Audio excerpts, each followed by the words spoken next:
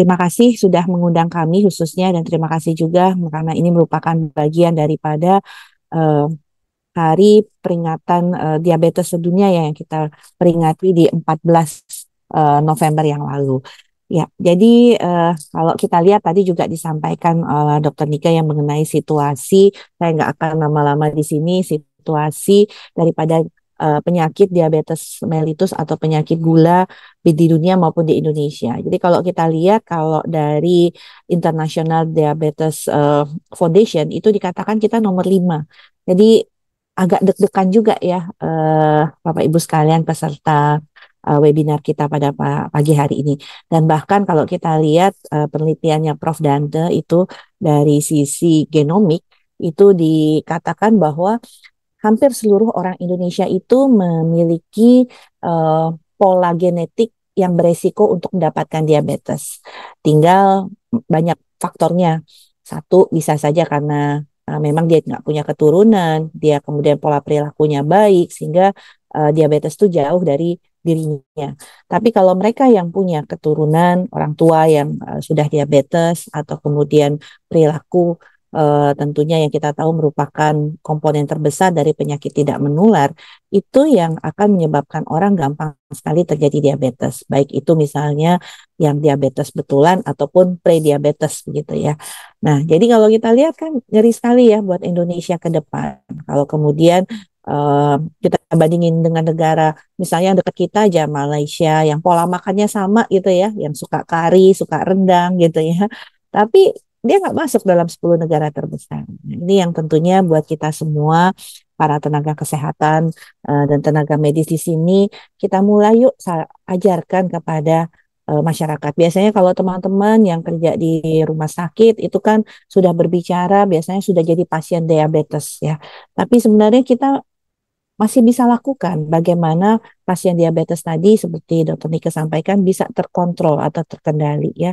Karena kita bisa lihat bahwa dari pola-polanya bahwa mereka yang kemudian mendapatkan tata laksana untuk diabetes itu semakin menurun kalau lihat tangganya ya. Jadi kalau misalnya kita menemukan prevalensi diabetes di Indonesia itu 11%, maka yang datang ke Fasiankes itu hanya 8%. Dan kemudian yang berobat dan teratur itu artinya terkendali itu hanya 7%. Jadi bayangkan udah kita punya resiko udah sakit tapi kita tidak kendalikan dengan baik sehingga pasti kita ujung-ujungnya akan menjadi penyakit-penyakit atau mendapatkan penyakit tidak menular yang sudah tentunya tidak bisa diatasi atau disembuhkan kembali. Nah, ini yang harusnya message yang kita harus sampaikan kepada masyarakat. Karena orang Indonesia tuh selalu berpikir besok tuh saya sakit apa. Kalau saya sakitnya itu nanti 10 atau 15 tahun lagi, udah nggak dipikirin begitu. Nah, ini yang kita lihat pola yang sama. Jadi kalau diabetes, hari ini saya sakit gula. Oh iya, nanti kan 10 tahun lagi baru buta ya Dokter Nika ya. Atau 10 tahun lagi Bu Uji ya baru nanti kakinya harus mengalami kebusukan atau gangren begitu. Kan baru berpikirnya seperti itu. Atau ginjalnya nanti baru rusak 5 tahun lagi, baru harus cuci darah karena menderita penyakit diabetes. Nah, orang Indonesia nggak mikirnya 5 tahun atau 10 tahun ke depan. Dia mikirnya besoknya apa. Sehingga memang fakta-fakta inilah kita sebagai nakes harus terus-menerus kita sampaikan kepada masyarakat. Nah, kita lihat tadi saya sampaikan bahwa umumnya tipe 2 ya, karena pada usia di atas 18 tahun umumnya tipe 2. Kita tahu di anak-anak ada 2 tipe, tipe 1 dan tipe 2. Tapi tipe 1 itu cukup mengkhawatirkan karena memang ini penyakit bawaan. Kita tahu banyak ditemukan pada usia 8 dengan usia 10-11 tahun ya saat ini. Nah, jadi penyakit tidak menular kita selalu sampaikan bahwa nggak mudah orang mendapatkan penyakit tidak menular. Jadi kalau kita dapat penyakit tidak menular, apakah itu obesitas, apakah itu hipertensi, apakah itu penyakit gula, itu sebenarnya kita sudah menerobos perisai-perisai untuk kita melindungi kita tidak mendapatkan dari penyakit tidak menular. Jadi kalau saya paling gampang menganalogikan dengan uh, COVID ya. Wah, zaman COVID dulu semua orang pakai masker supaya nggak tertular. Pakai masker tuh untuk apa sih sebenarnya? Untuk mencegah kita tidak tertular. Nah, sama. Kita harusnya nggak dapat penyakit PTM kalau kita nggak merokok, kalau kita aktivitas fisik kita nggak kurang, olahraga cukup. Kalau kita mengendalikan konsumsi gula, garam, lemak kita, kalau kita kemudian makanannya bervariasi sehingga tidak mendapatkan penyakit-penyakit tidak menular, atau juga kita rajin cek kesehatan ya. Nah, jadi kalau kemudian faktor-faktor resiko ini kita abaikan, ya udah pasti kita memang menantang untuk kita mendapatkan penyakit tidak menular. Sama kayak COVID, ya udah nggak usah pakai masker aja kalau zaman COVID dulu supaya saya dapat COVID. Nah, bedanya kembali saya sampaikan, pola masyarakat kita itu nggak berpikir kalau penyakit menular hari ini ada kuman virus, besok kita sakit gitu. Tapi kalau penyakit tidak menular, hari ini kita tidak berperilaku yang sehat, sakitnya nggak besok, sakitnya nggak seminggu lagi, tapi sakitnya nanti 5 tahun lagi, 3 tahun lagi, 10 tahun lagi, atau 15 tahun lagi. Nah, padahal kita masih bisa lakukan upaya-upaya pencegahan yang seringkali saat ini kita lihat tren upaya untuk melakukan pencegahan-pencegahan terhadap faktor risiko penyakit tidak menular itu tidak kita lakukan. Nah, ini message yang mungkin sepertinya kita cuman ayo kendalikan faktor risiko, ayo jangan mager, ayo jangan jadi sedentary generasi ya, jangan kemudian makan buah sayurnya kurang, jangan kita makan makan fast food terus, jangan kita minum minuman yang berpemanis tinggi seperti boba atau nongkrong lama di kafe dengan minuman dengan kadar gula yang melebihi daripada takaran yang seharusnya. Coba bisa bayangkan itu yang kita lakukan. Kita jangan berbicara itu karena kadang-kadang masyarakat bahwa udah bicara gitu aja mereka nggak paham gitu ya, bahwa pentingnya menjaga faktor resiko. Sama, ini sebenarnya nggak merokok, aktivitas fisik yang harusnya baik, olahraga misalnya 5 hari setengah jam tiap kali kita lakukan dalam seminggu, kurangi konsumsi gula yang berlebihan, konsumsi garam yang berlebihan. Itu sebenarnya sama seperti kita menggunakan masker saat kita mengalami pandemi COVID-19. Nah, cuman itu seringkali ya, kembali lagi ya, bahwa orang Indonesia cenderung mikirnya nanti aja gitu. Yang penting besok saya seperti apa gitu ya. Nah, obesitas. Jadi kalau udah jebol faktor risiko ataupun upaya pencegahan ya, sama seperti kita mencegah saat COVID pakai masker, sekarang kita harus lebih sadar diri perilaku kita yang harus kita perbaiki. Kalau itu sudah jebol, lalu sampaikan, maka kita akan bisa terkena beberapa penyakit tidak menular yang awal ataupun yang pertama ya, misalnya obesitas ya. Obesitas kan hari ini makan banyak, besok nggak langsung obesitas ya, Bapak Ibu ya. Obesitasnya kan nanti ya, Bu Uji ya. Eh, Berapa tahun kemudian mungkin masih bilang, oh waktu saya masih gadis, waduh saya sangat langsing gitu ya. Begitu anak pertama, kedua, ketiga ya udah terjadi penggelembungan ya. Jadi bukan hanya penggelembungan suara tapi penggelembungan badan terjadi gitu. Nah, itu kan Ah, betul ya Bu Ji ya. Nah, jadi betul, betul, ya. betul, dok. Nah, ini kita bisa lihat ya, dan kita bisa lihat juga tren pada anak-anak di mana Indonesia stunting jadi masalah, tapi obesitas pada anak juga jadi masalah. Kita bisa lihat anak-anak yang gendut itu kata orang tuanya lucu gitu ya, padahal belum tentu sehat gitu ya. Anak kurus juga nggak lucu memang, tapi juga mungkin nggak sehat gitu ya. Jadi ini obesitas ini menjadi suatu masalah dan kita bisa lihat, kita bisa lakukan eh, misalnya ya di unit Bapak Ibu sekalian, berapa orang yang di unit Bapak Ibu sekalian mengalami obesitas ya. Misalnya Hmm. di bagian Bapak Ibu sekalian ataupun juga di eh, instalasi gizi lah. Berapa orang Iya, instalasi betul. gizi yang di rumah sakit yang ada obesitasnya gitu. Ya, Kita bisa lihat tahun depan naik nggak ya obesitas gitu ya kan. Kita bisa tren betul. lakukan tren sendiri. Jadi ini satu yang kita bisa lihat. Kemudian kalau kita lihat lain itu diabetes ya. Otomatis kalau tadi kurang gerak, sedentary, apa-apa online, minum gulanya berlebihan ya. Kita tahu gula itu bukan cuma dari gula yang kita minum ya. Kemudian tadi makanannya tidak bervariasi ya. Eh, tambah merokok ya, tambah minum alkohol ya udah pasti kita dapat setidaknya 3 penyakit, diabetes, obesitas dan hipertensi ya. Nah, kalau kita lihat ini masalahnya. Kalau begitu udah jadi diabetes, diabetes ini kan tadi udah dijelaskan ya sama dokter Nika bahwa dia mother of disease. Dia bisa kena menyebabkan penyakit jantung, stroke, kemudian penyakit ginjal, kemudian tadi bisa menyebabkan kebutaan, dan lain-lainnya. Dan kalau namanya penyakit diabetes pasti biayanya akan mahal ya, karena penyakitnya seumur hidup, kemudian banyak kemudian menyebabkan penyakit lain ya, termasuk jantung dan stroke tadi saya sampaikan, dan juga ini ada biaya lain yang mau nggak mau dikeluarkan oleh keluarga. Kalau dia adalah kepala keluarga, otomatis kalau dia penyakit diabetes dia harus kontrol. Pasti mungkin dia harus cuti atau izin dari kantor. Kedua, kalau dia nggak bisa pergi sendiri, dia harus ditemenin anggota keluarga. Sehingga ada biaya untuk transport ke fasilitas pelayanan kesehatan. Nah, itu yang kemudian menjadi suatu lingkaran di mana kemudian kalau nggak punya transport, nggak bisa ke vaskes, akibatnya tidak rutin berobat. Kalau tidak rutin berobat, kalau misalnya ada keluhan ataupun ada yang dirasakan seperti kegawat daruratan, baru datang ke vaskes. Nah, ini yang tentunya kita tidak harapkan. Banyak program yang sudah kita lakukan ya untuk peserta BPJS, misalnya ada Prolanis, di mana kalau orang sudah diabetes mellitus dimasukkan di dalam program Prolanis. Nah, cuman puskesmas kan nggak mau masukkan karena kalau yang nggak teratur berobat akan nurunin kapitasi. Nah, padahal sebenarnya itulah tugas kita sebagai tentunya tenaga kesehatan mendorong masyarakat kita itu masuk semuanya ke dalam program Prolanis, khususnya yang penyakit DM dan hipertensi, supaya dia teratur berobat, supaya dia terkontrol dengan baik, supaya dia nantinya tidak terkena penyakit lain yang lebih berat dan lebih mahal untuk pembiayaannya. Nah, ini beberapa penyebabnya ya.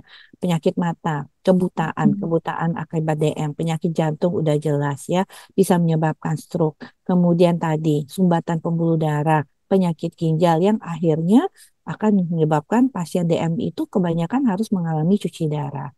Nah, ini ya, tadi saya udah ngomong banyak bahwa literasi perilaku kesehatannya kita yang sangat sulit ya untuk kita sama-sama menangani ini. Kemudian juga ada lingkungan yang saya ingin ini obsesogenik ya, di mana makanan siap saji, minuman yang terlalu manis, kebiasaan kemudian jadi tren boleh sih nongkrong di kafe atau nongkrong di tempat-tempat kopi seperti itu ya, tapi pastikan yang Anda konsumsi adalah yang sesuai dengan kebutuhan ya. Kita tidak melarang orang makan minuman yang enak, tapi pastikan sesuai dengan kebutuhan. Kalau hari ini minum gulanya berlebih, ya besok olahraganya berlebih dong gitu ya. Jadi keluar masuknya sama. Jangan hari ini minum makan berlebih, besok olahraganya berkurang begitu ya.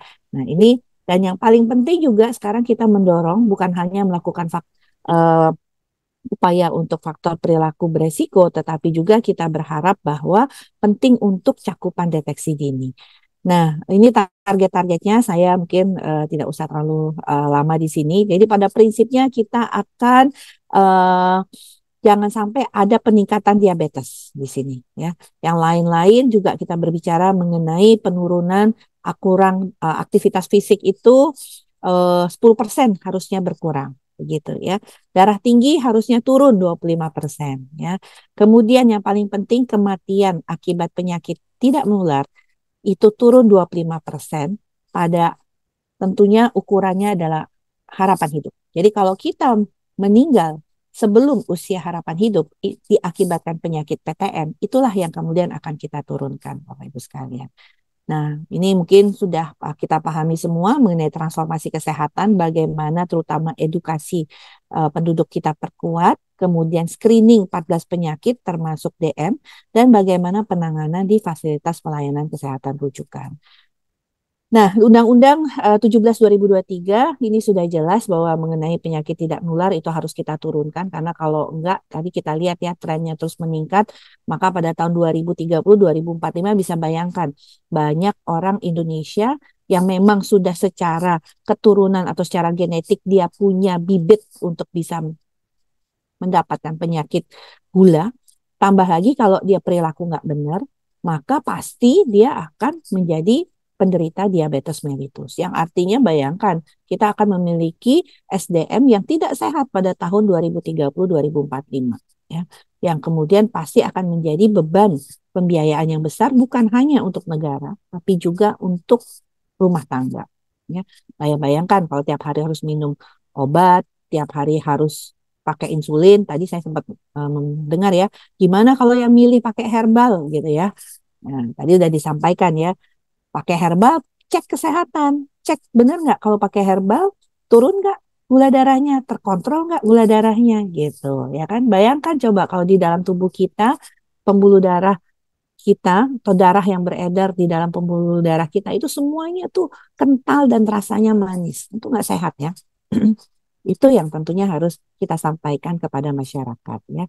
Nah, kemudian kita tahu bahwa ini tentang PTM ya, dari hulu sampai hilir, mulai dari tadi penting. Jadi kalau Dokter Nike ngobrolin gimana sih caranya supaya DM itu kalau udah DM jangan jadi lebih berat DM-nya, atau kalaupun DM-nya sudah berat gimana nanganinya gitu ya pada dewasa. Kalau saya lebih bicara gimana supaya jangan DM deh masyarakat kita, itu jadi lebih penting ya supaya bebannya semakin berkurang ya.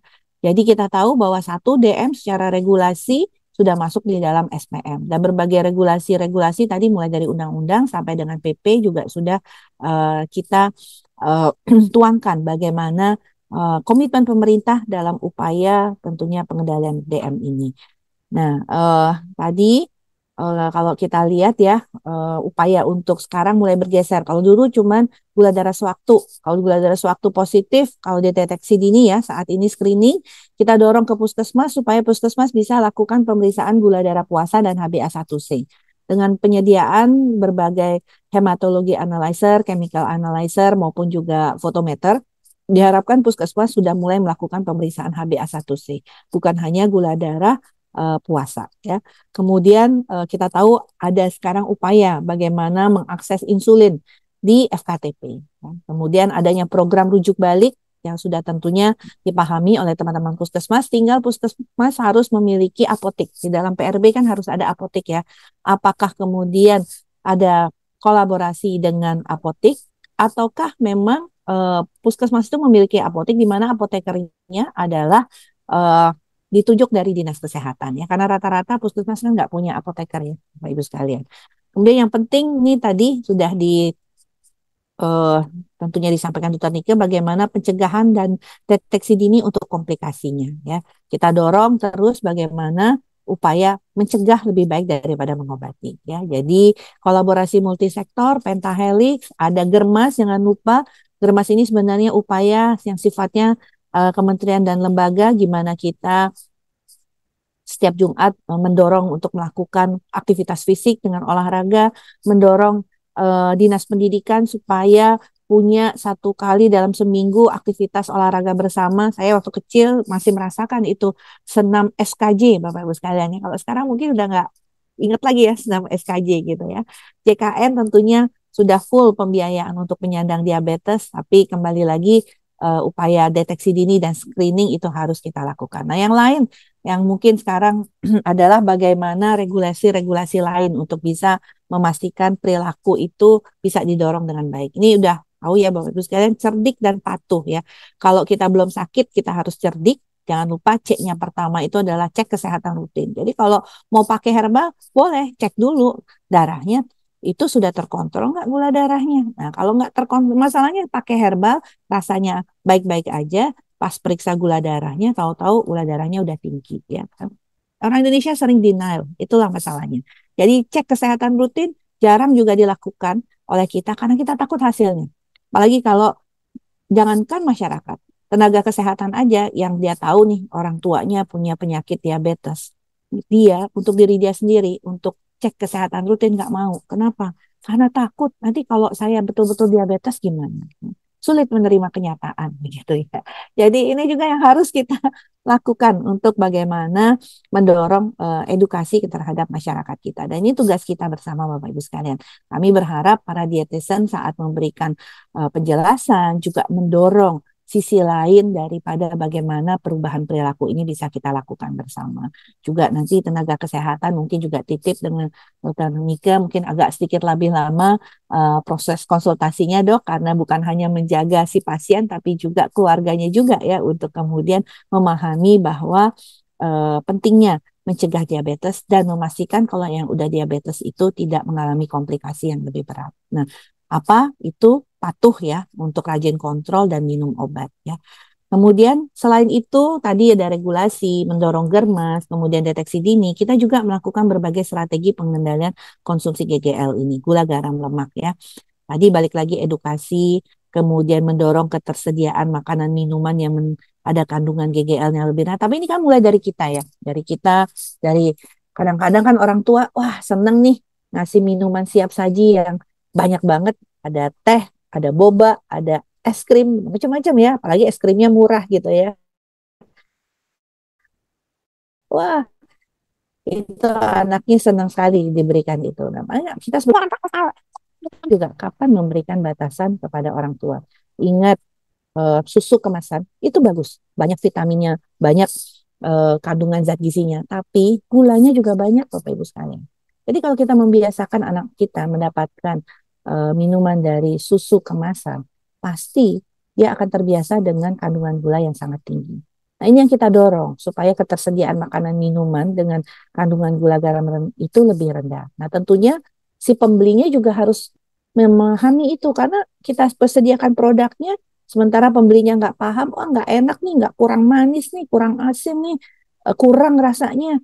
Ya, akhirnya sebenarnya tadi balik lagi yang rugi kita sendiri. Gitu. Kemudian kita juga menerapkan labeling ya, nanti saya akan kasih lihat juga adanya mendorong upaya industri untuk melakukan reformulasi. Ini mendorong kebijakan fiskal melalui penerapan cukai untuk minuman bermanis dalam kemasan. Juga kita ada edukasi pilihan sehat ya nanti sebagai bagian daripada PP pada iklan ataupun informasi masyarakat. Nah ini tadi ya adanya labeling yang sudah dikerjakan oleh Badan POM pada produk-produk yang eh, sifatnya ada dalam kemasan, ada tulisan pilihan lebih sehat ya, pesan gula garam ini ada ya di dalam kemasan-kemasan ya, dan baca label pangan termasuk jangan makan makanan yang expired ya gitu. Cukai saya sampaikan bahwa eh, jangan takut Indonesia bukan satu-satunya negara yang menerapkan cukai minuman berpermanis ya dalam kemasan ya. Udah ada 60 negara dan ini didorong oleh tentunya berbagai badan dunia ini tentunya akan menjadi salah satu edukasi ya seharusnya ya. Kalau dicukai kemudian berarti ini ada hukuman. Sebenarnya cukai ini adalah hukuman bagi orang yang mengkonsumsi makanan minuman ataupun melakukan perilaku seperti merokok yang tentunya membahayakan kesehatan yang nanti akan menjadi beban masyarakat ke depan. Ingat ya, bahwa kalau namanya beban pembiayaan itu beban kita ngomongnya beban negara. Tapi negara itu dapat dari mana? Dari pajak masyarakat, dari berbagai upaya masyarakat. Jadi akhirnya yang akan terbebani itu masyarakat sebenarnya. Karena kan negara itu hanya melakukan tata kelola. Jadi kalau kita bilang diabetes mellitus penyakit katastropik yang beban BPJS-nya besar, itu beban BPJS dari mana? BPJS sekarang mau bangkrut. Bisa bayangkan, kalau bangkrut seperti apa? Banyak sekali masyarakat yang tertolong dengan BPJS ini. Nah, tentunya kita harus bisa menjaga supaya tadi beban pembiayaannya nggak besar, supaya masyarakat juga nanti yang akan mendapatkan manfaatnya. Ya. Nah, mendorong masyarakat beralih kepada minuman yang lebih sehat, yaitu air minum, air putih kita tahu 8 gelas per hari. Masyarakat kita sangat sedikit sekali, nggak sampai 8 gelas per hari saya rasa Bu Uji, Bapak Ibu sekalian. Dan pembiayaan program lainnya. Jadi kalau cukai kita bisa dorong untuk upaya pencegahan atau penanganan penyakit lainnya. Kalau garam, nah Indonesia ini juga sama ya. Suka asin, Bapak Ibu sekalian. Ikan asin, coba deh makanan-makanan mungkin yang oleh-oleh dari Bandung, Bu Uji. Mungkin sebagian besar rasanya asin ya.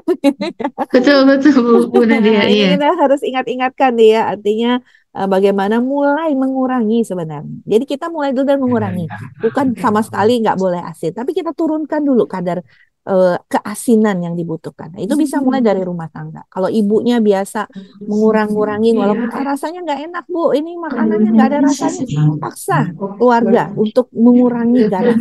Kurangi, kalau kemarin 1 sendok teh, sekarang 3/4, sekarang setengah, sekarang hanya setitik gitu ya.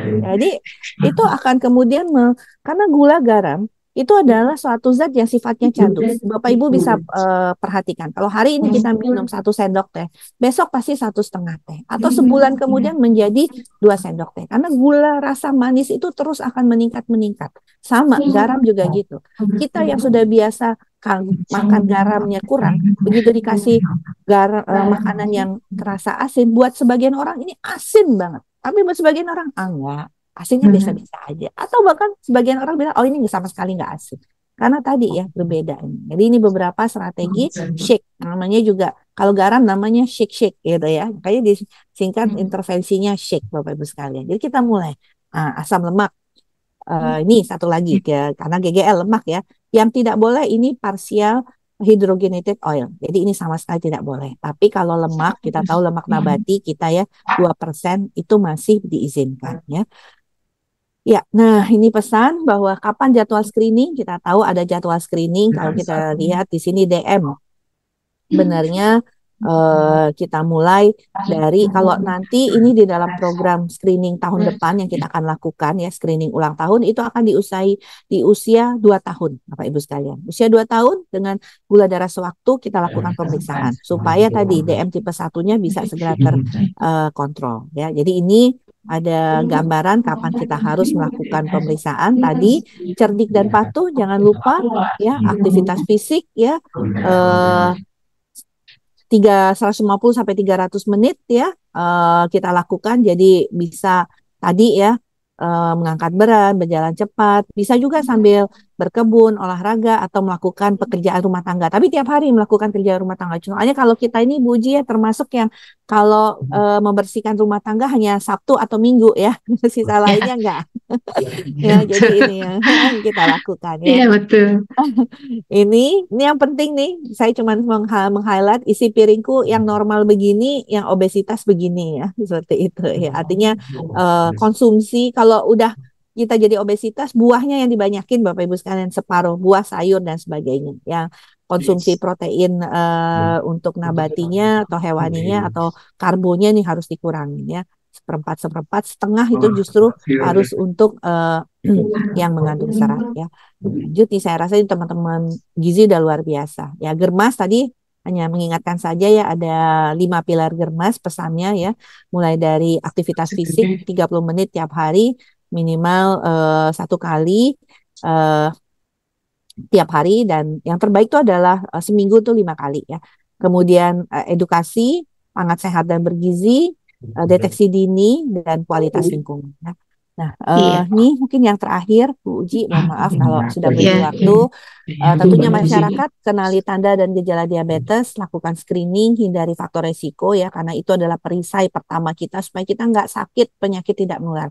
Kita nggak ada yang mau sakit penyakit menular, TBC, COVID, dan sebagainya. Nah, tentunya kita juga nggak mau dong sakit tidak menular ya, dan sakit yang tidak menular pada orang lain, seperti tadi jantung, DM, dan sebagainya. Jadi lakukan pengobatan teratur jika terdiagnosis diabetes. Dan tentunya untuk penyandang, kelola penyakit ini supaya terkontrol, supaya tidak mengalami komplikasi. Tenaga kesehatan, tingkatkan kompetensi, dan tentunya tadi menyampaikan pesan-pesan. Demikian yang saya bisa sampaikan. Terima kasih banyak. Saya kembalikan kepada Bu Uji. Terima kasih. I hope you enjoyed the flight and have a nice day.